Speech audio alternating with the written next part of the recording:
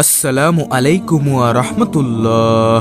চলতে ফিরতে উঠতে বসতে একমাত্র আল্লাহকে খুশি করার জন্য এই ইস্তেগফারটি সব সময় পড়লে জীবনে কখনো টাকা পয়সা ধন দৌলতের অভাব হবে না, ইনশাআল্লাহ রিজিকের অভাব হবে না।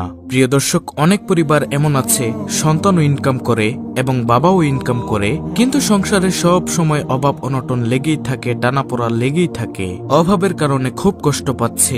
আমি গুনাহগার আপনাদেরকে বলবো এই ইস্তেগফারের আমল করুন, ইনশাআল্লাহ সংসারে বরকত হবে, রিজিক আসবে, সংসারে উন্নতি হবে, সকলের ইনকামেও বরকত হবে, চতুর্দিক থেকে রহমত রিজিক আসতেই থাকবে ইনশাআল্লাহ, শুধুমাত্র আল্লাহ তাআলার দয়ায়।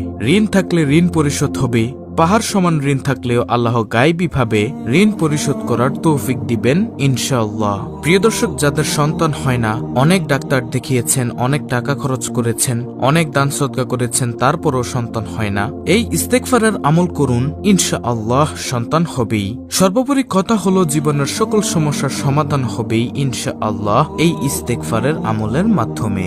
আজকের ভিডিওটি অনেক গুরুত্বপূর্ণ, তাই অনুরোধ করব ভিডিওটি শেষ পর্যন্ত দেখতে থাকুন কোন রকম না টেনে। তাহলে চলুন প্রিয় দর্শক, আজকের আমল সম্পর্কে বিস্তারিত জেনে নেওয়া যাক। দর্শক, সর্বপ্রথম আপনাদেরকে সেই আমলটি বলে দিব, তারপরে আমলের নিয়ম বলে দিব, যে আমলটি করবেন সে আমলটি কোন নিয়মে করবেন, তারপরে আপনাদেরকে বলে দিব আমলটি সম্পর্কে আল্লাহ তাআলা এবং রাসূল সাল্লাল্লাহু আলাইহি ওয়াসাল্লাম কি সুসংবাদ দিয়েছেন এই আমলের ফজিলত সম্পর্কে, এই আমলের কি ফজিলত রয়েছে সেই সম্পর্কে আপনাদেরকে বলে দিব। তাহলে চলুন সর্বপ্রথমে জেনে নেই সেই আমলটি কি। ইস্তেগফারটি আপনাদের খুবই পরিচিত, খুবই সহজ, আপনি আগেও শুনেছেন, এখনো শুনুন। ইস্তেগফারটি হলো আস্তাগফিরুল্লাহাল্লাযী লা ইলাহা ইল্লা হুয়াল হাইয়ুল কাইয়্যুম ওয়া আতুবু ইলাইহি। দর্শক, আমি আবার বলছি, ইস্তেগফারটি খুবই সহজ, খুবই ছোট্ট একটি ইস্তেগফার, শুনুন। আস্তাগফিরুল্লাহাল্লাযী লা ইলাহা ইল্লা হুয়াল হাইয়ুল কাইয়্যুম ওয়া আতুবু ইলাইহি। আস্তাগফিরুল্লাহাল্লাযী লা ইলাহা ইল্লা হুয়াল হাইয়ুল কাইয়্যুম ওয়া আতুবু ইলাইহি। অর্থ হলো, আমি ওই আল্লাহর কাছে ক্ষমা চাই যিনি ছাড়া প্রকৃতপক্ষে কোনো মাবুদ নেই, তিনি চিরঞ্জীব, চিরস্থায়ী, এবং তার কাছেই তওবা করে ফিরে আসি। হাদিসে এসেছে, এভাবে তওবা ইস্তেগফার করলে, অর্থাৎ আমি এখন যেই নিয়মে ইস্তেগফারটি বলে দিয়েছি অর্থসহ তো আপনারা বুঝতেই পেরেছেন যে ইস্তেগফারটিতে কি বলা হয়েছে। হাদিসে এসেছে, এভাবে তওবা ইস্তেগফার করলে আল্লাহ তাআলা তাকে ক্ষমা করে দিবেন, যদিও সে যুদ্ধক্ষেত্র থেকে পলায়নকারীও হয়। আবু দাউদ শরীফের হাদিস, তিরমিজি শরীফের হাদিস, মিশকাত শরীফের হাদিস।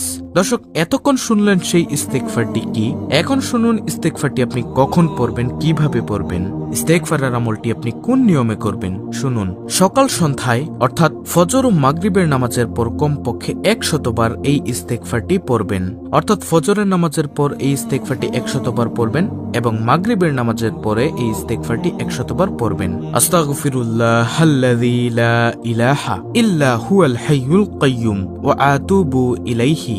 এটি হলো ইস্তেগফারটি। প্রিয় দর্শক, এখন আপনাকে জানাবো এই আমলটি করলে কি কি ফজিলত পাবেন, এই ইস্তেগফারটি পড়লে আপনি কি কি পুরস্কার পাবেন, এবং রাসূল সাল্লাল্লাহু আলাইহি ওয়াসাল্লাম এবং মহান রব্বুল আলামিন কি কি সুসংবাদ দিয়েছেন এই সম্পর্কে, এই ইস্তেগফারের আমলের সম্পর্কে।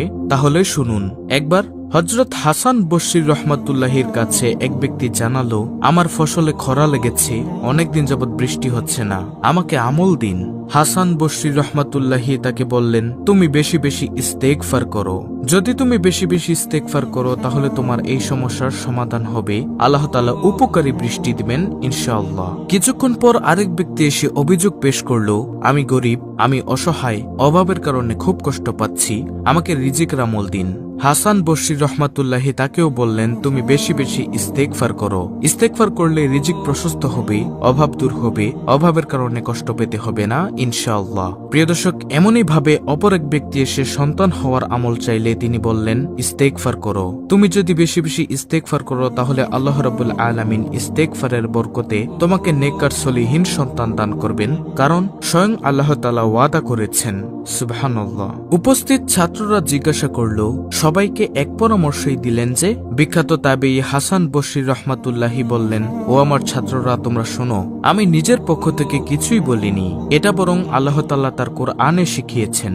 আমি আল্লাহ তাআলার কথা তোমাদের কাছে পৌঁছে দেই। তারপর তিনি ছাত্রদের উদ্দেশ্যে সূরা নূহের 10 থেকে 12 নম্বর আয়াতটি তেলাওয়াত করলেন। সেই আয়াতে আল্লাহ তাআলা বলেন, নূহ আলাইহিস সালাম বললেন, তোমরা তোমাদের রবের কাছে ইস্তেগফার করো, ক্ষমা চাও, নিশ্চয় তিনি অতি ক্ষমাশীল, ক্ষমা চাইতে দেরি, ক্ষমা করতে দেরি করেন না। সুবহানাল্লাহ। ইস্তেগফার করলেই জীবনের সমস্ত গুনাহ মাফ হয়ে যায়। তিনি তোমাদের উপর অজস্র বৃষ্টি বর্ষণ করবেন, উপকারী বৃষ্টি বর্ষণ করবেন। তিনি তোমাদের ধন সম্পদ ও সন্তান সন্ততির বৃদ্ধির মাধ্যমে তিনি তোমাদের সাহায্য করবেন, তোমাদের সমৃদ্ধি করবেন, শক্তিশালী করবেন। সুবহানাল্লাহ। আল্লাহ তাআলা ওয়াদা করেছেন এবং আল্লাহ তাআলা বলেন, তোমাদের জন্য উদ্যান তৈরি করবেন, তোমাদের জন্য নদী নালা প্রবাহিত করবেন। সুবহানাল্লাহ। সূরা নূহ আয়াত 10 থেকে 12। দর্শক, এই আয়াতের দ্বারা আমরা ইস্তেগফারের যেসব উপকারিতা জানতে পারলাম তার মধ্যে দুটি হচ্ছে, নম্বর 1 রিজিক বৃদ্ধি, নম্বর 2 সন্তান লাভ। যেহেতু সন্তান বিয়ের মাধ্যমেই হয়, সুতরাং ইস্তেগফারের দ্বারা বিয়ের ব্যবস্থাও আল্লাহ করে দিবেন। এছাড়া অন্য আয়াতে আল্লাহ তাআলা বলেন, সালেহ আলাইহিস সালাম বলেন, তোমরা আল্লাহর কাছে ক্ষমার প্রার্থনা কেন করছো না, যাতে করে তোমরা রহমত প্রাপ্ত হও। সূরা নমল আয়াত নম্বর 46। পবিত্র কুরআনুল কারীমে আল্লাহ তাআলা বলেন, এবং আমি অবশ্যই ক্ষমাশীল তার প্রতি যে তওবা করে, ঈমান আনে, সৎকর্ম করে ও সৎ পথে অবিচল থাকে। সূরা তাহা আয়াত নম্বর 82।